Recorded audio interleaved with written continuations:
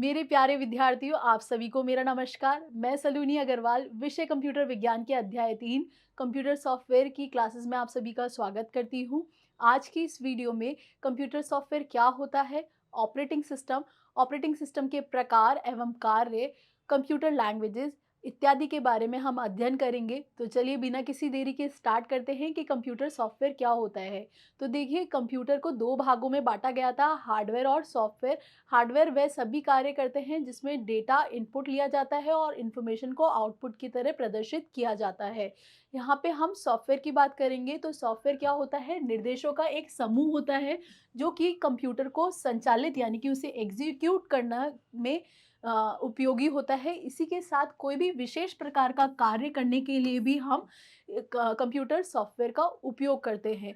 देखिए, जब हम कंप्यूटर सॉफ्टवेयर की बात कर ही रहे हैं तो यह हार्डवेयर को संचालित करने के लिए भी उपयोग में लिया जाता है, यानी कि जो आपके इनपुट डिवाइसेस आउटपुट डिवाइसेस थे वह बिना किसी इंस्ट्रक्शन के कार्य नहीं कर सकते। उन सबको इंस्ट्रक्शन देने के लिए हमें क्या चाहिए, यह कंप्यूटर सॉफ्टवेयर चाहिए। ये जो कंप्यूटर सॉफ्टवेयर है इन्हें दो भागों में बांटा गया है। पहला तो है आपका सिस्टम सॉफ्टवेयर और दूसरा है एप्लीकेशन सॉफ्टवेयर। तो जब हम बात करते हैं सिस्टम सॉफ्टवेयर की तो देखिए, ये आपके सारे सिस्टम सॉफ्टवेयर हैं जो कि किसी भी कंप्यूटर को संचालित यानी कि एग्जीक्यूट करने में हम उपयोग में लेते हैं। देखिए, ये आपका विंडोज सिस्टम है जो कि आप जिस पे आप जनरली कार्य करते हैं। इसी के साथ ये आपको उबंटू वाला ऑपरेटिंग सिस्टम दिखाई दे रहा होगा। ये आपका एंड्रॉयड का ऑपरेटिंग सिस्टम है जो कि मोबाइल में हम यूज़ करते हैं, यानी कि जो आपका मोबाइल जो चलता है इस एंड्रॉयड के थ्रू चलता है। इसी के साथ यहाँ पे एप्लीकेशन सॉफ्टवेयर्स के भी कुछ प्रोग्राम्स दिए गए हैं, जैसे कि ये आपका वीएलसी मीडिया प्लेयर है जो कि किसी गाने को सुनने या किसी वीडियो को चलाने के लिए हम उपयोग में लेते हैं। यहाँ पे देखिए गूगल क्रोम दे रखा है जो कि किसी वेब पेज या वेबसाइट को ओपन करने के लिए हम उपयोग में लेते हैं। यहाँ पे देखिए, ये यूट्यूब का भी एप्लीकेशन आइकन दे रखा है जो कि हम किसी भी रील्स या किसी भी वीडियो को प्ले करने के लिए उपयोग में लेते हैं। तो इस तरीके से यहाँ पे कुछ सिस्टम सॉफ्टवेयर दे रखे हैं और एप्लीकेशन सॉफ्टवेयर दे रखे हैं। हम सबसे पहले बात करेंगे सिस्टम सॉफ्टवेयर की। तो देखिए, जब भी हम सिस्टम सॉफ्टवेयर की बात करते हैं, ये आपके कंप्यूटर के हार्डवेयर को संचालित करने और उसको प्रबंधन करने के लिए उपयोग में लिया जाता है। यानी कि हम जब हार्डवेयर का एग्जीक्यूशन करते हैं कि कब किस तरीके का आउटपुट यूज़र को दिखाना है या कौन सा इनपुट यूज़र से लेना है, वह सभी कार्य किसके द्वारा किए जाते हैं, इस सिस्टम सॉफ्टवेयर के द्वारा किए जाते हैं। और किस तरीके से हार्डवेयर को कंट्रोल करना है, यानी कि कब स्पीकर स्टार्ट होना चाहिए, कब प्रिंटर अपना प्रिंट आउट देना चाहिए, ये सभी कार्य सिस्टम सॉफ्टवेयर के थ्रू किए जाते हैं। यानी कि ये जो सिस्टम सॉफ्टवेयर होता है इन सभी हार्डवेयर को इंस्ट्रक्शंस देता है। फिर बात कर लेते हैं कि ये जो सिस्टम सॉफ्टवेयर होता है वह कंप्यूटर और यूज़र के बीच में इंटरफेस का कार्य करता है। यानी कि जो यूज़र होते हैं, जैसे कि मैं, आप या वे सभी लोग जो कंप्यूटर का उपयोग कर रहे हैं, वे डायरेक्टली कंप्यूटर से बातचीत नहीं कर सकते। इसके लिए हमें क्या चाहिए होता है, सिस्टम सॉफ्टवेयर चाहिए होता है। तो सिस्टम सॉफ्टवेयर के थ्रू हम कंप्यूटर से अपनी बातचीत कर सकते हैं। फिर बात कर लेते हैं कि ये एप्लीकेशन प्रोग्राम को समझने और संचालित करने में भी कार्य करता है। तो देखिए, अभी हमें कोई गाना चलाना है या वेब पेज ओपन करना है, तो ये सभी कार्य हम किसके द्वारा करेंगे, सिस्टम सॉफ्टवेयर के थ्रू करेंगे। डायरेक्टली एप्लीकेशन प्रोग्राम अपने आप चलना स्टार्ट नहीं हो जाता है, इसको भी निर्देश दिए जाते हैं। एप्लीकेशन प्रोग्राम को भी निर्देशों की ज़रूरत होती है, वह निर्देश कौन देता है, आपका सिस्टम सॉफ्टवेयर देता है। देखिए, अब आपके जो सिस्टम सॉफ्टवेयर होते हैं वह कौन-कौन से होते हैं, तो वह होते हैं ऑपरेटिंग सिस्टम, यूटिलिटीज़ और ट्रांसलेटर। तो चलिए सबसे पहले हम ऑपरेटिंग सिस्टम की बात कर लेते हैं। तो ये ऑपरेटिंग सिस्टम एक तरीके का सिस्टम सॉफ्टवेयर ही है जो कि अनगिनत निर्देशों को स्टोर करके रखता है। तो जब भी हम कंप्यूटर को कोई कार्य देते हैं, जैसे कि कोई गाने बजाना या कोई वीडियो चलाने जैसा कोई कार्य देते हैं या कोई कैलकुलेशन से रिलेटेड कार्य देते हैं, वह सभी कार्य कंप्यूटर किसके थ्रू करता है, ऑपरेटिंग सिस्टम के थ्रू करता है। चलिए अब बात कर लेते हैं कि ये जो ऑपरेटिंग सिस्टम होता है एक तरीके का कंप्यूटर प्रोग्राम ही होता है जो कि अन्य एप्लीकेशंस प्रोग्राम को चलाने के लिए उपयोगी होता है। तो देखिए, अभी हम कैलकुलेटर चलाएँगे या एमएस पेंट चलाएँगे, वह सारे एप्लीकेशन प्रोग्राम्स किसके थ्रू ऑपरेट होते हैं, इस ऑपरेटिंग सिस्टम के द्वारा ही निर्देशित उन्हें किया जाता है। चलिए अब बात कर लेते हैं कि ये जो ऑपरेटिंग सिस्टम है ये कैसे यूज़र के थ्रू इंटरैक्ट कर रहा है। तो देखिए, यूज़र है उपयोगकर्ता जो कि कंप्यूटर का उपयोग ले रहा है। वह क्या कर रहा है, एप्लीकेशन के थ्रू कोई निर्देश दे रहा है। तो देखिए यहाँ पे हमने कोई एप्लीकेशन ऑन की, जैसे कि कोई कैलकुलेटर है, तो यहाँ पे कैलकुलेटर वाली हमने एप्लीकेशन ऑन की। इस एप्लीकेशन के बाद हमने क्या किया, यहाँ पे कोई डेटा देना स्टार्ट किया, जैसे कि 26 प्लस 47, ठीक है। तो यहाँ पे हमने ये निर्देश दिए, तो ये निर्देश कहाँ गए, ऑपरेटिंग सिस्टम में गए। ऑपरेटिंग सिस्टम ने क्या किया, अपना ये जो डेटा है वह कैलकुलेट किया, और कैलकुलेट करने के बाद क्या किया, इसको यहाँ पे शो कर दिया, हार्डवेयर पे शो कर दिया, यानी कि जो आपका मॉनिटर था उसका ये आउटपुट दे देगा। तो इस तरीके से हम क्या कर रहे हैं, यूज़र से हार्डवेयर में इंटरैक्शन करने के लिए ऑपरेटिंग सिस्टम यूज़ कर रहे हैं। इसी के साथ-साथ यहाँ पे हम एप्लीकेशन प्रोग्राम्स का भी उपयोग कर रहे हैं। चलिए अब बात कर लेते हैं कि ये जो ऑपरेटिंग सिस्टम होते हैं वे कितने प्रकार के होते हैं। तो देखिए ये 4 प्रकार के होते हैं। तो सबसे पहला है आपका बैच प्रोसेसिंग ऑपरेटिंग सिस्टम। तो जब भी हम बैच प्रोसेसिंग ऑपरेटिंग सिस्टम की बात करते हैं, इसमें किसी भी जॉब को या किसी भी डेटा को प्रोसेस करने के लिए कुछ भागों में बाँट दिया जाता है, जिसे कि हम बैचेस कहते हैं, और इससे कोई भी कार्य को ईज़िली जल्दी से जल्दी पूरा किया जा सकता है। तो देखिए यहाँ पे ये यूज़र्स हैं, ये अपना-अपना कार्य कर रहे हैं। तो देखिए यहाँ पे सपोज़ करिए 2 यूज़र्स एक जैसा कार्य कर रहे हैं, और बाकी के 2 यूज़र्स एक जैसा कार्य कर रहे हैं। तो देखिए ये जो ऑपरेटर है, इन्होंने क्या किया, जो एक जैसा कार्य है उनका एक बैच बना दिया है, और जो बाकी कार्य है उनका अलग बैच बना दिया है, और बैचेज़ वाइज़ कंप्यूटर में डेटा ऑपरेट होने के लिए चला गया है ऑपरेटिंग सिस्टम में। तो ये सब क्या हो रहा है, ये बैचेज़ के थ्रू डेटा ऑपरेट हो रहा है, जिससे कि कम समय में आपका ज़्यादा से ज़्यादा आउटपुट आपको जल्दी से जल्दी मिल सकता है। चलिए अब बात कर लेते हैं आपके नेक्स्ट ऑपरेटिंग सिस्टम की, जो कि है मल्टी प्रोग्रामिंग ऑपरेटिंग सिस्टम, जिसमें 2 या 2 से अधिक प्रोग्रामर को कौन संचालित करता है, केवल एक ही प्रोसेसर संचालित करता है। एक ही प्रोसेसर के थ्रू हम बहुत सारे प्रोग्राम्स को एग्जीक्यूट कर रहे होते हैं। तो देखिए यहाँ पे कुछ प्रोग्राम्स दे रखे हैं, प्रोग्राम 1, प्रोग्राम 2, प्रोग्राम 3, प्रोग्राम 4 और प्रोग्राम 5। ये 5 प्रोग्राम्स आपको यहाँ पे दे रखे हैं, जो कि किसी एक ही सीपीयू में जाके एग्जीक्यूट हो रहे हैं, यानी कि एक ही प्रोसेसर के थ्रू ये एग्जीक्यूट हो रहे हैं। तो इसे हम क्या कहेंगे, मल्टी प्रोग्रामिंग ऑपरेटिंग सिस्टम। चलिए अब बात कर लेते हैं हमारे थर्ड ऑपरेटिंग सिस्टम की, जो कि है मल्टी प्रोसेसिंग ऑपरेटिंग सिस्टम। तो जब भी बहुत सारे प्रोसेसर्स हम एक कंप्यूटर में यूज़ करते हैं, तो उसे क्या कहते हैं, हम multi processing operating system use करते हैं। ये कंप्यूटर की जो कार्य क्षमता होता है या कार्य शक्ति होती है, उसे उसमें वृद्धि करता है, उसे इंक्रीज़ करता है। तो देखिए ये तो हमारा कंप्यूटर सिस्टम है। अब देखिए यहाँ पे ये 4 प्रोसेसर्स यूज़ किए गए हैं, CPU 1, CPU 2, CPU 3, CPU N. तो इस तरीके से ये यहाँ पे बहुत सारे प्रोसेसर्स यूज़ किए गए हैं, जो कि अलग-अलग कार्य कर रहे हैं। तो देखिए यहाँ पे सपोज़ करिए यही कोई, जो सीपीयू 1 दिख रहा है वह केवल गाना बजाने का काम कर रहा है, सीपीयू 2 वीडियो प्ले करने का काम कर रहा है, सीपीयू 3 कोई डॉक्यूमेंट टाइप करने का काम कर रहा है, सीपीयू 4 कोई वेबसाइट ओपन करने का काम कर रहा है। तो इस तरीके से यहाँ पे अलग-अलग काम अलग-अलग सीपीयूज़ को दे रखे हैं, जो कि जल्दी से जल्दी अपना आउटपुट कंप्यूटर सिस्टम को वापस दे देंगे। तो इस तरीके से हम कंप्यूटर की जो कार्य क्षमता है, उसमें वृद्धि करने के लिए 1, 2 या 2 से अधिक प्रोसेसर्स का यूज़ करते हैं, जिसे हम मल्टी प्रोसेसिंग ऑपरेटिंग सिस्टम कहते हैं। चलिए अब बात कर लेते हैं हमारे फोर्थ ऑपरेटिंग सिस्टम की ही, जो कि रियल टाइम ऑपरेटिंग सिस्टम है। इसमें किसी भी निश्चित समय सीमा में हम कार्य करने के लिए रियल टाइम ऑपरेटिंग सिस्टम का यूज़ करते हैं, जैसे कि एटीएम है, रॉकेट लॉन्चर है। तो देखिए एटीएम में हम कोई भी कार्य देंगे, वह लिमिटेड समय में आपको करके देगा। अनलिमिटेड समय में कोई भी हम कार्य नहीं कर सकते हैं, चाहे वो कोई कैश विथड्रॉल करने का कार्य हो, चाहे आपके अकाउंट का कोई बैलेंस देखने का कार्य हो, पासवर्ड चेंज करने का कार्य हो, ये सभी लिमिटेड टाइम के लिए इसमें किए जा सकते हैं। चलिए अब बात कर लेते हैं हमारे ऑपरेटिंग सिस्टम के कार्यों की, यानी कि कौन-कौन से कार्य ऑपरेटिंग सिस्टम करता है। तो देखिए सबसे पहला जो कार्य है वह है डेटा और प्रोग्रामों पे पासवर्ड लगाना, जिससे कि आपका जो डेटा है या कोई प्रोग्राम है वह क्या हो जाएगा, प्रोटेक्ट हो जाएगा, सुरक्षित हो जाएगा। तो वह कार्य किसके द्वारा किया जाता है, ऑपरेटिंग सिस्टम के द्वारा किया जाता है। फिर बात कर लेते हैं आपके जो डेटा और प्रोग्राम हैं, उसको मेमोरी में कब और कितनी जगह देनी है, ये सब का निर्धारण भी कौन करता है, ऑपरेटिंग सिस्टम करता है। फिर बात कर लेते हैं हमारे थर्ड ऑपरेटिंग सिस्टम के थर्ड कार्य की, जो कि है फाइलों को मैनेज करने की।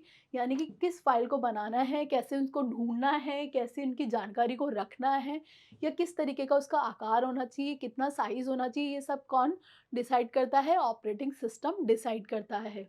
फिर बात कर लेते हैं डिवाइस मैनेजमेंट की, जिसमें डिवाइसेस को मैनेज किया जाता है। जैसे कि आपका जो डिवाइस है उसको कब प्रोसेस देनी है, कब उससे प्रोसेस वापस लेनी है, या कितने समय के लिए किसी डिवाइस को प्रोसेस देनी है, ये सभी का निर्धारण आपका ऑपरेटिंग सिस्टम करता है। फिर बात कर लेते हैं हमारे 5वें कार्य की, जिसमें कोई भी यूज़र इनपुट दे रहा है और उसके साथ-साथ आउटपुट भी शो किया जा रहा है। तो क्या होता है, ये सब भी मैनेजमेंट किसके द्वारा होता है? ऑपरेटिंग सिस्टम के द्वारा।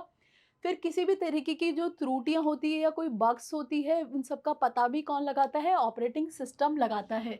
जैसे आपने कोई सॉन्ग प्ले करने के लिए ऑपरेटिंग सिस्टम को कहा, लेकिन कोई एप्लीकेशन प्रोग्राम ही नहीं है जो कि कोई सॉन्ग प्ले करता हो, तो इस तरीके से ऑपरेटिंग सिस्टम इसका पता लगाएगा और यूज़र को एक एरर मैसेज दे देगा कि आपको कोई पर्टिकुलर एप्लीकेशन प्रोग्राम इंस्टॉल करना है।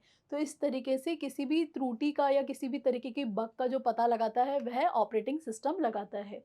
फिर है कंप्यूटर सिस्टम की जो कार्य क्षमता है, उसकी जाँच और उसमें वृद्धि के लिए भी हमारा ऑपरेटिंग सिस्टम बहुत सहायक है, जिसके लिए ये यूटिलिटीज़ प्रोग्राम्स का यूज़ करता है। तो चलिए अब बात कर लेते हैं कि हमारे यूटिलिटीज़ प्रोग्राम्स यानी कि यूटिलिटीज़ सॉफ्टवेयर क्या होता है।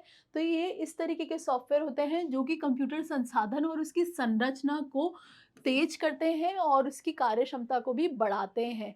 तो देखिए, जो हमारे कंप्यूटर संसाधन थे, जैसे कि हार्डवेयर है, सॉफ्टवेयर है या मेमोरी सिस्टम है, इन सबको जो मैनेज कर रहा होता है, वह कौन कर रहा होता है?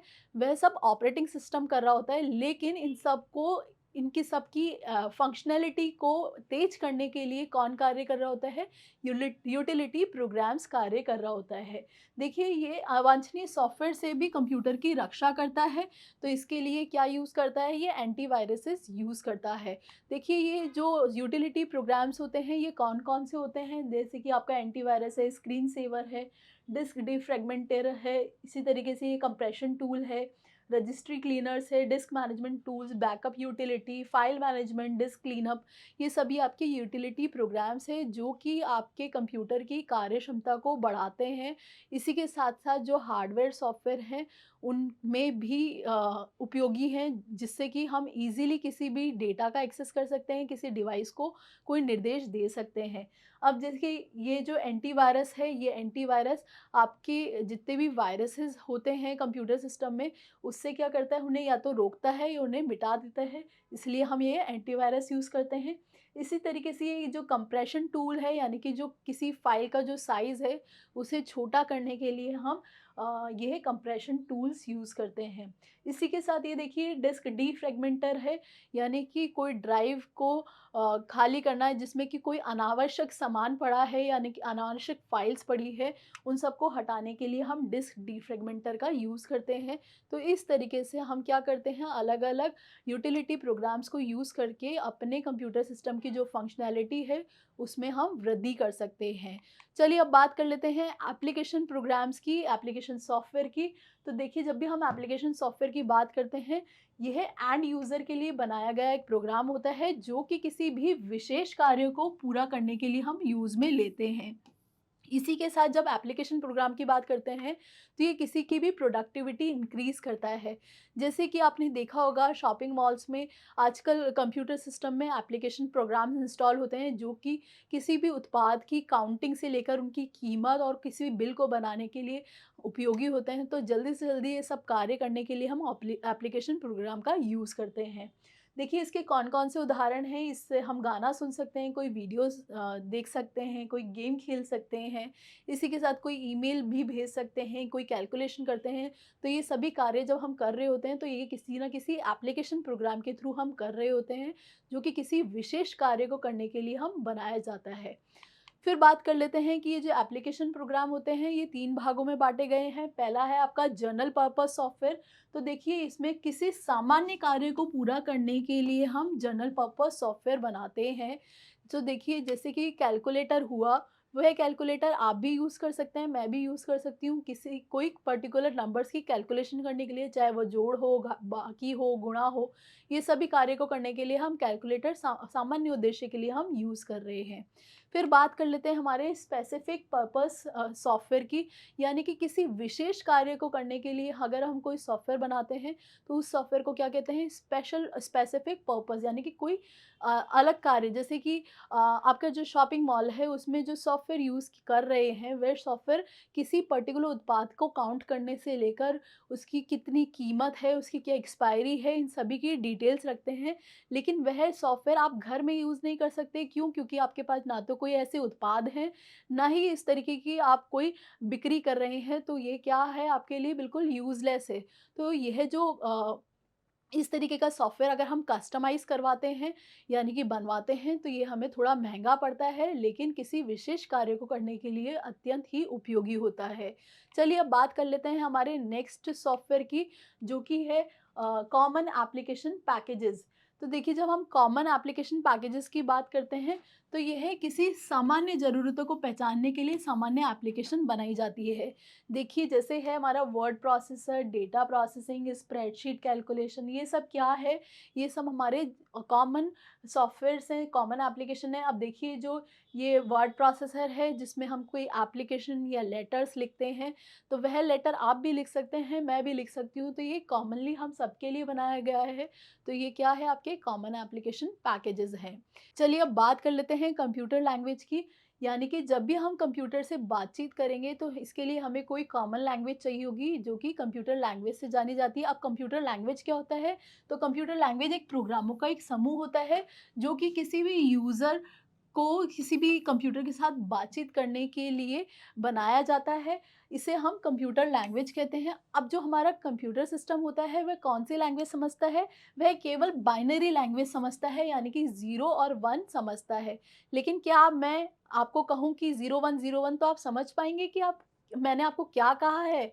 नहीं समझ पाएँगे। तो इसके लिए हमें क्या करना होगा, कोई कॉमन लैंग्वेज बनानी होगी या कुछ ऐसे सेट ऑफ इंस्ट्रक्शन तैयार करने होंगे, जिससे कंप्यूटर और ह्यूमन बीइंग बातचीत कर सकें। तो देखिए, जो कंप्यूटर लैंग्वेज है वह 3 भागों में बाँटी गई है। सबसे पहली तो है मशीनी लैंग्वेज, और फिर है आपकी असेंबली लैंग्वेज, और फिर है आपका हाई लेवल लैंग्वेज।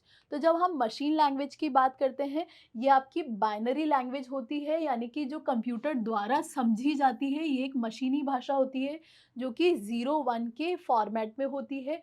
यह प्रथम पीढ़ी वाले कंप्यूटरों में यूज़ की जाती थी, जहाँ पे त्रुटियों का पता लगाना और उनमें सुधार करना बिल्कुल ही पॉसिबल नहीं होता था। तो देखिए, यहाँ पे जो भी नंबर, अक्षर या किसी भी तरीके की संख्या दी जाती थी, वह सभी आपके बाइनरी नंबर्स में दिए जाते थे, यानी कि 0101 में। तो देखिए, अगर हम बात करें किसी भी संख्या की 1 की, तो 1 आपका 0001 के फॉर्मेट में लिखा जाता था। इसी तरीके से बात करें 2 की, तो ये आपका 0010 के फॉर्मेट में लिखा जाता था। अगर मैं बात करूँ 3 की, तो ये आपके लिखा जाता था 0011 के फॉर्मेट में लिखा जाता था। तो इस तरीके से आपके हर नंबर को अलग-अलग बाइनरी नंबर्स में शो किया जाता था, और ये सभी कार्य किसके द्वारा किया जाता था? ये आपके प्रथम पीढ़ी के कंप्यूटर में मशीनी लैंग्वेज यूज़ करते थे। तो इसमें किसी भी नंबर्स में मल्टीप्लिकेशन करना या उसमें कोई इंस्ट्रक्शन देना, ये सभी कार्य करना बहुत ही मुश्किल होता था। अगर कोई कार्य कर भी लिया जाए और उसमें कोई त्रुटि आ जाए, तो उसको पता लगाना तो बिल्कुल ही इम्पॉसिबल होता था। तो ये सब क्या है, आपकी मशीनी लैंग्वेजेज़, जिसमें हम पूरी तरीके से 0 और 1 की कोड्स को यूज़ करते थे। फिर बात कर लेते हैं आपकी असेंबली लैंग्वेज की।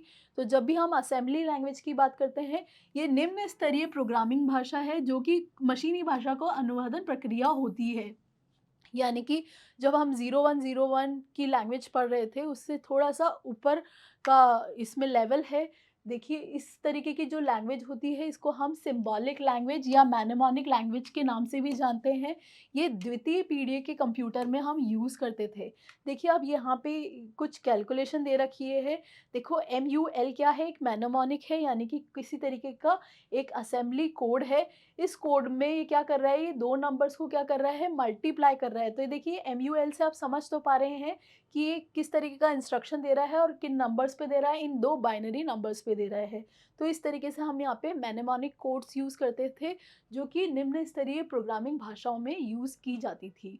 चलिए अब बात कर लेते हैं हमारी थर्ड कंप्यूटर लैंग्वेज की, जो कि है उच्च स्तरीय भाषा, यानी कि हाई लेवल लैंग्वेज। इसमें सामान्य अंग्रेजी स्टेटमेंट्स होते थे, यानी कि सामान्य अंग्रेजी भाषा में ये लिखे होते थे। इसके द्वारा हम कोई भी एप्लीकेशन को तैयार कर सकते थे, किसी भी एप्लीकेशन प्रोग्राम को हम तैयार कर सकते थे। यह जो उच्च स्तरीय भाषा थी, वह कहाँ से यूज़ करने लग गए थे हम? तृतीय पीढ़ी से, और उसके आगे वाली जितनी भी पीढ़ियाँ थी उनमें हम ये उच्च स्तरीय लैंग्वेज यूज़ कर रहे थे, यानी कि इंग्लिश लाइक स्टेटमेंट्स यूज़ कर रहे थे, जो कि आपके द्वारा या मेरे द्वारा आसानी से समझे जा सकते हैं। चलिए अब बात कर लेते हैं कि ये जो उच्च स्तरीय लैंग्वेज थी, इन्हें भी 3 भागों में बाँटा गया था। तो पहला था इसका प्रोसीजरल ओरिएंटेड लैंग्वेज, सेकंड है प्रॉब्लम ओरिएंटेड लैंग्वेज और थर्ड है नेचुरल लैंग्वेज।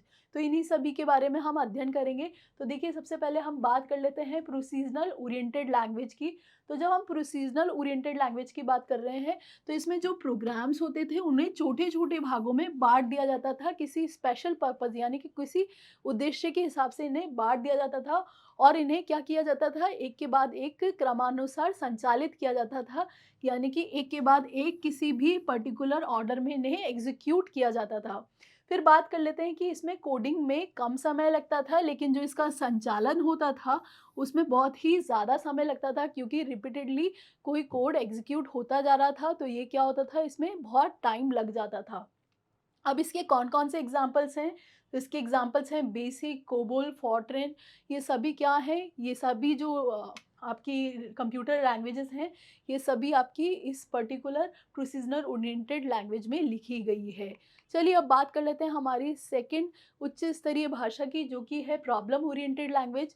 अब प्रॉब्लम ओरिएंटेड लैंग्वेज किसी भी विशेष समस्याओं के लिए कम निर्देशों और अंग्रेजी भाषा में बनाई जाने वाली एक लैंग्वेज है, जिसको समझना और याद करना थोड़ा आसान होता था, इसीलिए हमने ये प्रॉब्लम ओरिएंटेड लैंग्वेज का आविष्कार किया। अब देखिए, इसमें जो भी तरीके के डेटाबेसेस होते थे, इन सबको बनाने के लिए भी हमें बहुत आसानी होती थी, तो इसके लिए भी हमने ये प्रोसीजरल ओरिएंटेड लैंग्वेज का आविष्कार किया था। फिर बात कर लेते हैं हमारी थर्ड उच्च स्तरीय भाषा की, जो कि है नेचुरल लैंग्वेज। यह इस तरीके के कंप्यूटर प्रोग्राम होते हैं जो मानव की भाषा को समझने, बोलने, लिखने की क्षमता रखते हैं। जैसे हम कोई बात करें रोबोट की, तो रोबोट क्या करता है, हमारे सेम सेंटेंसेस को रिपीट भी कर सकता है, हमारी तरह ही कोई क्वेश्चन पूछ सकता है, या हमारी तरह किसी क्वेश्चन का आंसर दे सकता है। तो वह सब आर्टिफिशियल इंटेलिजेंस होती है, जो कि इस नेचुरल लैंग्वेज के थ्रू रोबोट को सिखाई जाती है या रोबोट में फीड करी जाती है। चलिए बात कर लेते हैं ये आर्टिफिशियल इंटेलिजेंस और एक्सपर्ट सिस्टम को उपयोग करने के लिए भी उपयोग में लिया जाता है, और इसमें बोली गई भाषा की कोई जानकारी निकालना या सारणी बनाना या किसी तरीके का अनुवाद करने के लिए इसे यूज़ में लेते थे, इसे उपयोग में लेते थे। तो ये क्या हो गया हमारा, ये सब नेचुरल लैंग्वेज में आता था। जैसे कि आजकल काफ़ी सारे सिस्टम्स आ गए हैं, जिनको आप बोल के कोई ना कोई कार्य कर सकते हैं। जैसे कि एक कमरे की लाइट्स ऑफ करने के लिए भी आप मशीन का यूज़ कर सकते हैं, या कोई गाना प्ले करने के लिए भी आप मशीन को डायरेक्टली इंस्ट्रक्शन दे सकते हैं। तो ये सब क्या है, आर्टिफिशियल इंटेलिजेंस और नेचुरल लैंग्वेज का उपयोग करते हैं। तो देखिए, जो भी प्रोग्रामर और यूज़र होता है, वह हाई लेवल लैंग्वेज को मशीनी लैंग्वेज में समझने के लिए क्या करता है, कंपाइलर और इंटरप्रेटर का उपयोग करता है। तो देखिए, जो हाई लेवल लैंग्वेज होती है, वह कंप्यूटर नहीं समझ सकता, पर और ये किसके द्वारा लिखी जाती है, ये किसी ना किसी प्रोग्रामर या यूज़र द्वारा लिखी जाती है। और अगर कंप्यूटर की बात करें, तो कंप्यूटर केवल मशीनी लैंग्वेज समझता है, यानी कि 0 और 1 की लैंग्वेज समझता है। तो हाई लेवल लैंग्वेज को मशीनी लैंग्वेज में कन्वर्ट करने के लिए हम इस कंपाइलर और इंटरप्रेटर का यूज़ कर रहे हैं। अब देखिए, कंपाइलर और इंटरप्रेटर में क्या डिफरेंस है? तो देखिए, जो कंपाइलर होता है, वह हाई लेवल लैंग्वेज में लिखे हुए प्रोग्राम को एक ही बार में मशीनी लैंग्वेज में क्या कर देता है, कन्वर्ट कर देता है। लेकिन ये जो इंटरप्रेटर होता है, ये एक-एक लाइन को मशीनी लैंग्वेज में कन्वर्ट करता है, इसके लिए हम इंटरप्रेटर का यूज़ करते हैं। अब ये जो कंपाइलर होता है वह सारे जो त्रुटियाँ होती है यानी कि जो बग्स आती है, एरर्स आती है, उन सबको एक साथ बाद में पूरा प्रोग्राम एग्ज़ीक्यूट होने के बाद देता है। लेकिन ये जो इंटरप्रेटर होता है, यह one by one line execute होते ही उसमें अगर कोई एरर आती है तो उसे शो करता है। तो इसमें कोई भी एरर को पे कार्य करने के लिए हमें बहुत देखना या बहुत ही आसानी से हम उसे सुधार सकते हैं। लेकिन जब कंपाइलर की बात करते हैं, इसमें किसी भी एरर को सुधारने के लिए थोड़ा ज़्यादा समय लगता है, क्योंकि इसमें किसी भी एरर को ढूँढना आसान नहीं होता है।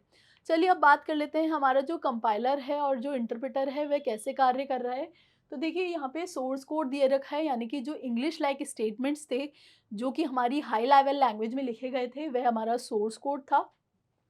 जिसको कंपाइलर और इंटरप्रेटर क्या कर रहे हैं, अपने-अपने तरीके से रीड कर रहे हैं और इसे कहाँ चेंज कर रहे हैं, ऑब्जेक्ट कोड में, यानी कि मशीनी लैंग्वेज में इसे चेंज कर रहे हैं, जो कि 0 और 1 होती है।